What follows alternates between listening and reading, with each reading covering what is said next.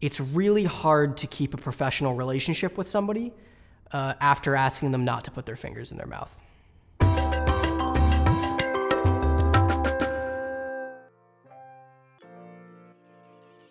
I'm Ross Higgins, and I am a COVID coordinator currently in film production. My name is Josh Bermel. I have one credit as the health and safety assistant on a tier 1 indie feature in Massachusetts. I just finished 8 months on a Netflix feature, and then I just started a few weeks ago on an Apple feature. Health and safety assistant is a job that didn't exist until I asked for it. It replaced the health and safety production assistant.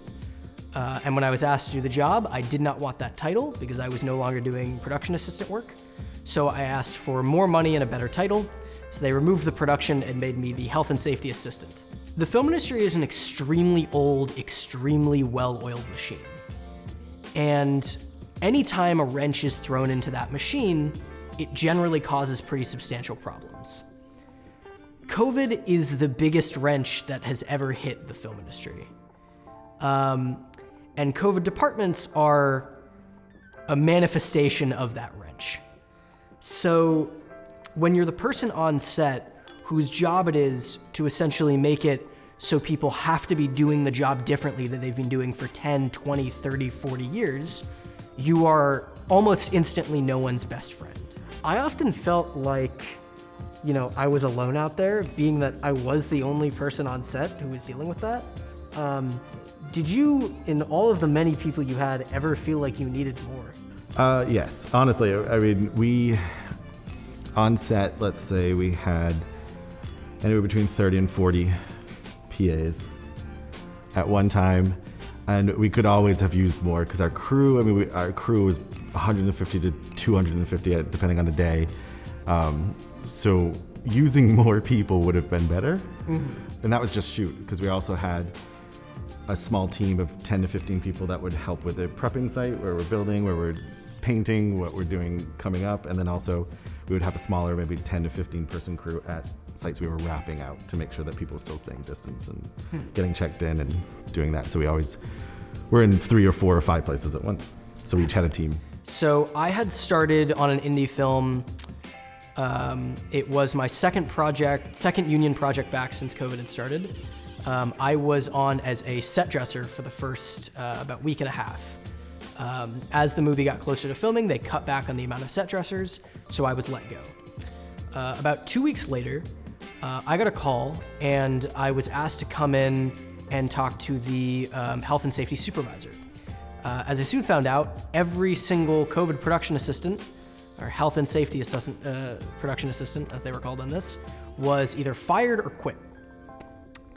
I then talked to her briefly, and she informed me that it was not a very pleasant job, and that I would be dealing with a lot of very big personalities and a lot of people who were not willing to follow COVID protocol properly.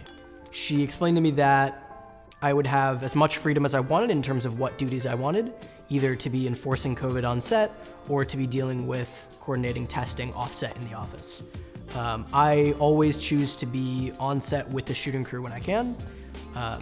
So a good 80% of my job was with the shooting crew, handing out masks when people had them break, sending people from set to go get tested, enforcing all of these different precautions that, in these protocols that we had in place, and making sure people were eating in the right place. One of many dozens of protocols that were put in place for the project. When I was told that all of the health and safety production assistants had either quit or had been fired, I felt it not super wise to ask too many questions, but from what I gathered, it was a combination of people not realizing how difficult the job would be, how conflict causing that job would be, how socially anxious that job can make you, as well as people who weren't performing the job properly because they didn't know what would be required of it at the time. You're actually dealing with people's health, and normally it's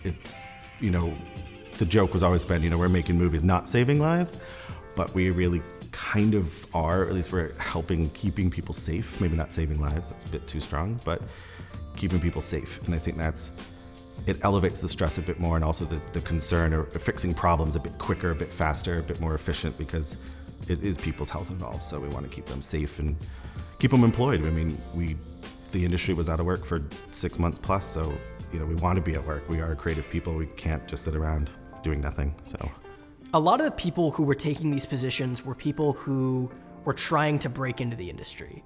I was lucky enough to get this call after having worked in this industry for about 3.5 years. So it was not even close to my first time on set. I didn't have to learn how sets worked on top of having to be this COVID protocol enforcer. I think a lot of people went into it assuming that this would be a nice first step into breaking into the film industry, not realizing that they've stepped into arguably the hardest job that I've ever done on set. I mean, one big one is coordinating testing, especially when people are coming from out of town. We try to find labs for COVID testing and PCR testing throughout the country or the world, depending on where these actors are coming from. That's a huge contingent of it. PPE, sourcing the right PPE that's been approved by a medical scientist or a doctor that the production hires, buying that, distributing it, educating people on what to actually wear, educating them on why they need to wear it. I mean, the other aspect is just safety.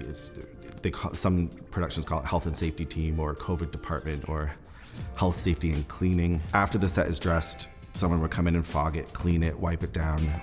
We have rotating cleaners that go around and cleaning different zones, special bathrooms, because each section of a set is allocated for a certain group of people based on their interactions and if they have to have their mask off or not. Regular cleanings, regular safety checks, always wearing the right PPE, always staying 6 feet apart. When people are arriving, they're being temp checked. They get a wristband that says that they're cleared to be there. Regular testing. We, on a Netflix feature, had daily testing for certain crew members who were right there on set. The boom op, the dolly grips, etc., the actors especially, that had to test, wait for a result. So sometimes a pre-call could be 2, 3, 4 hours sometimes, and then wait for a result, then they were allowed on set. Each department had its own staging area, so it was very much allocated previously before we got to that site, where everything was literally taped out, A-frame, signs. This is the staging for props, this is the staging for special effects, this is where the producers are going to literally sit in this one tiny square. And then they still do their same job that they normally used to doing. It's just then with the COVID layer on top of it of staying 6 feet apart, staying safe, wearing your masks, communicating a bit more than you normally would, and asking for things, cleaning items after touching them. We would always have disinfectant. I think we had a dedicated PA to actually squirting hand sanitizer into people's hands and just constantly walked in a circle. His nickname was Squirt.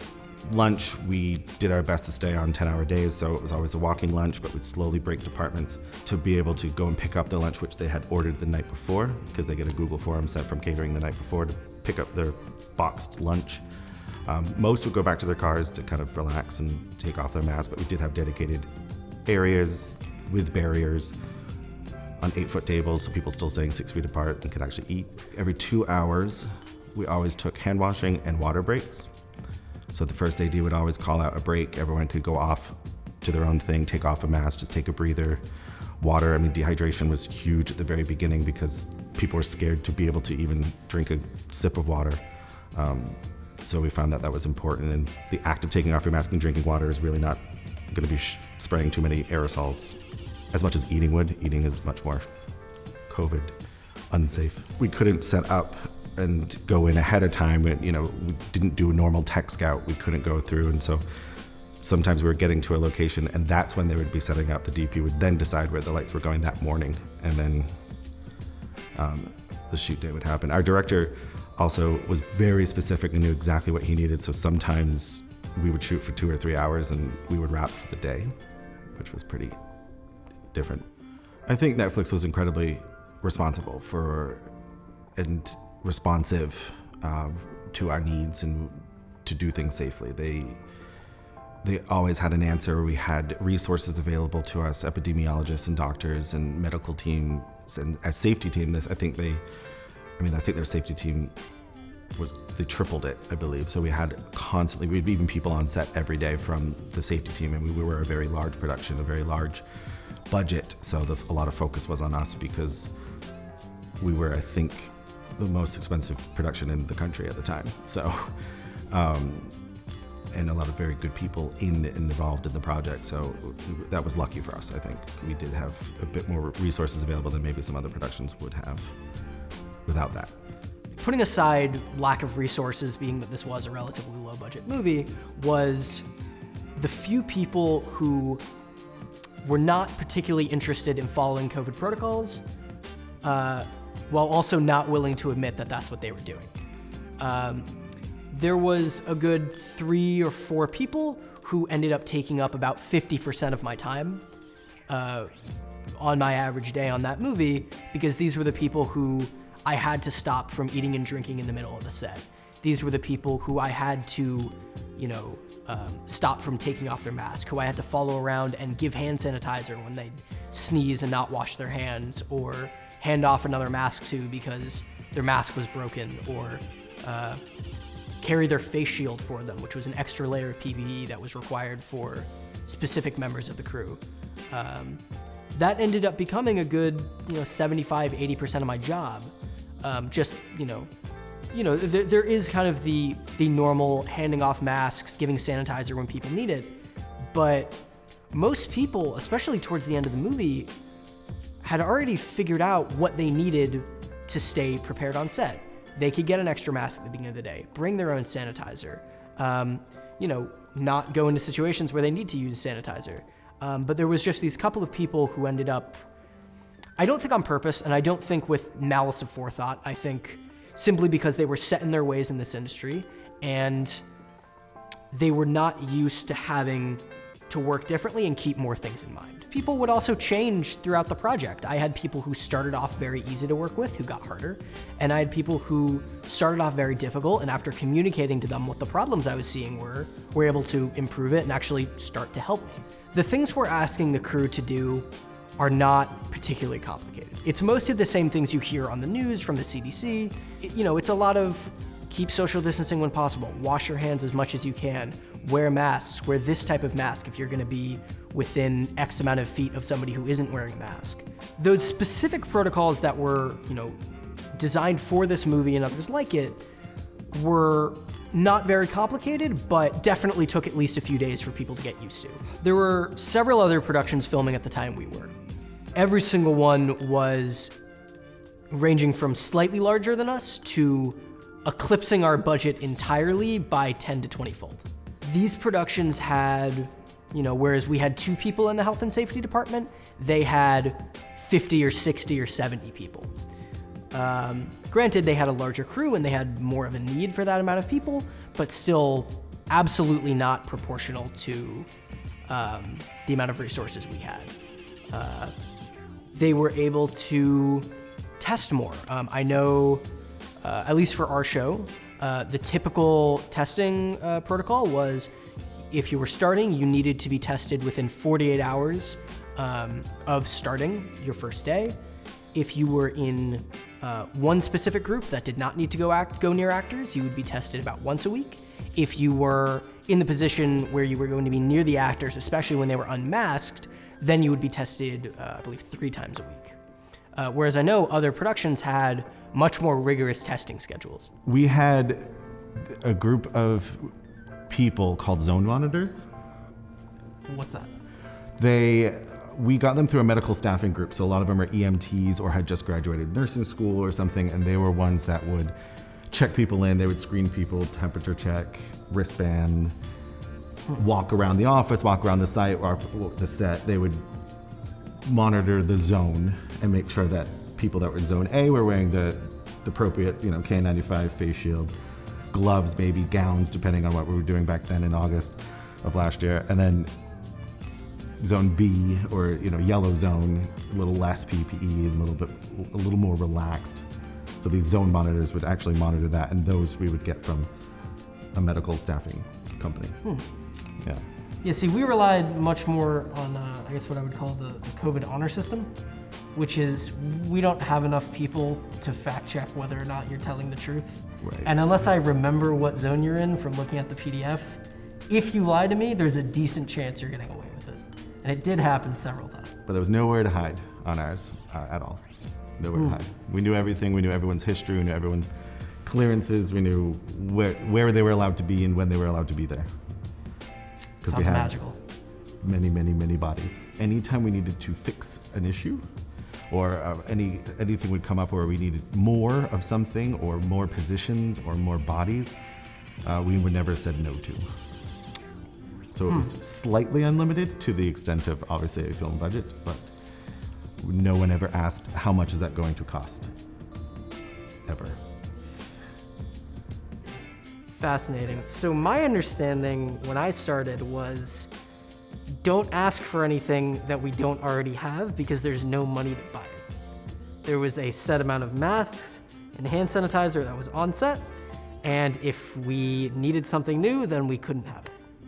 A lot of the younger people trying to get into the industry are getting hired in these COVID positions, and I think it's important they do get experience on set, but giving them the responsibility when it comes to safety and people's health, I think it needs to be somebody with a bit more experience or some type of medical experience, pulling people from schools or something, or I agree.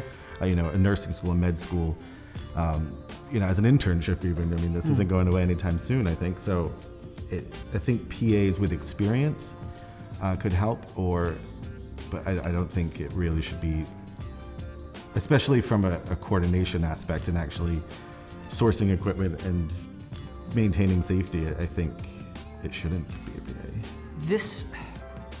For me, I think a lot of the duties of the typical COVID PA are things that don't necessarily require a medical background.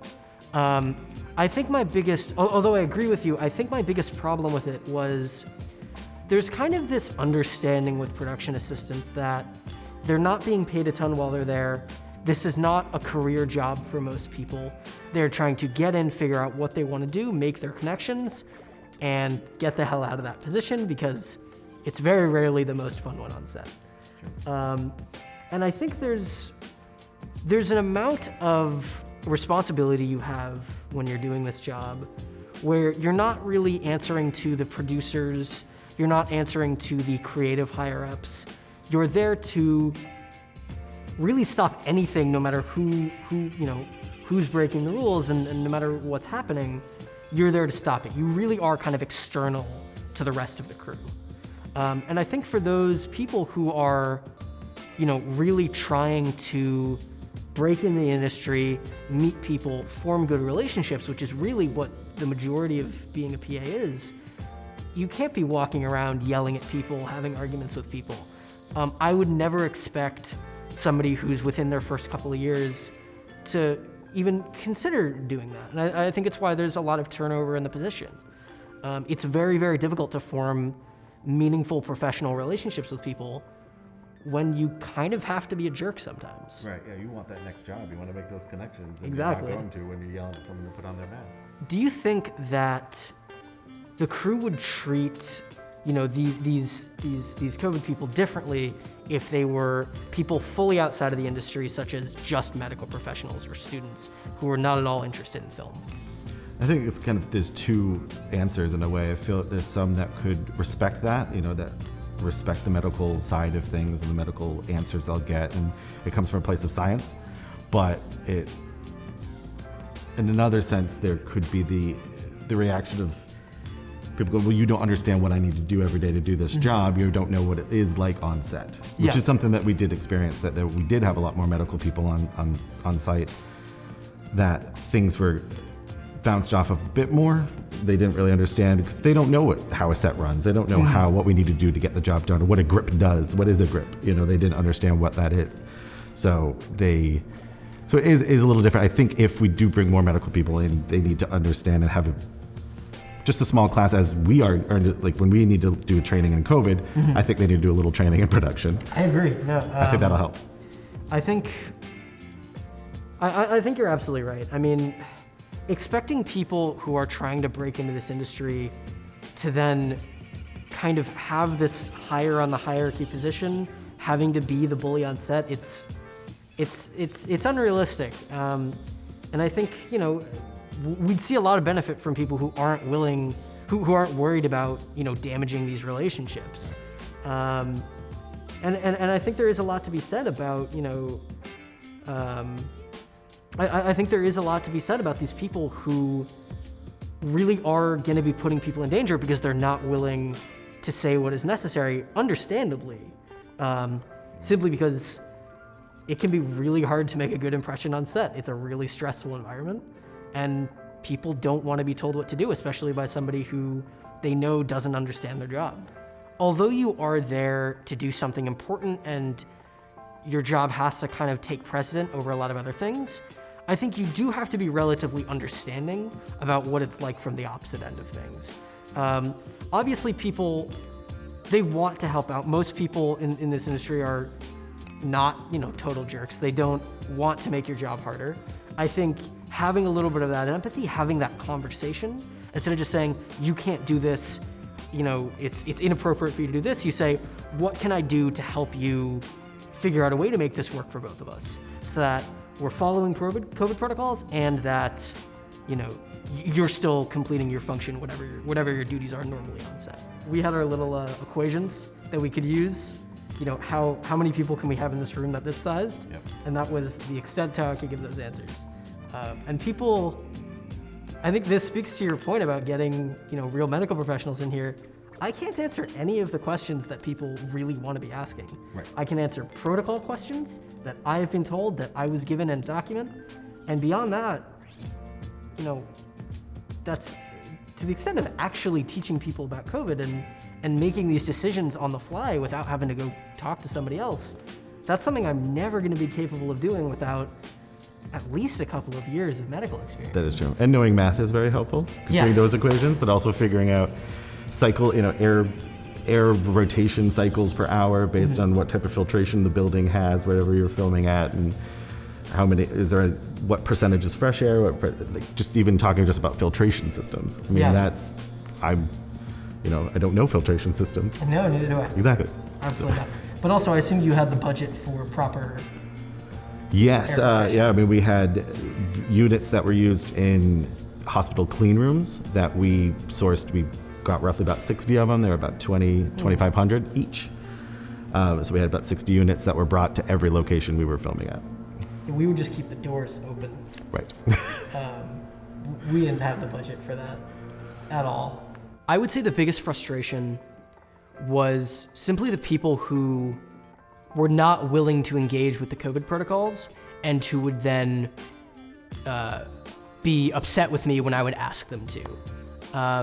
Of my 3 years of experience, I would say I got in more disputes, more actual angry, extremely loud, let's say, exchange of ideas, probably 30 times more on this movie than the average project.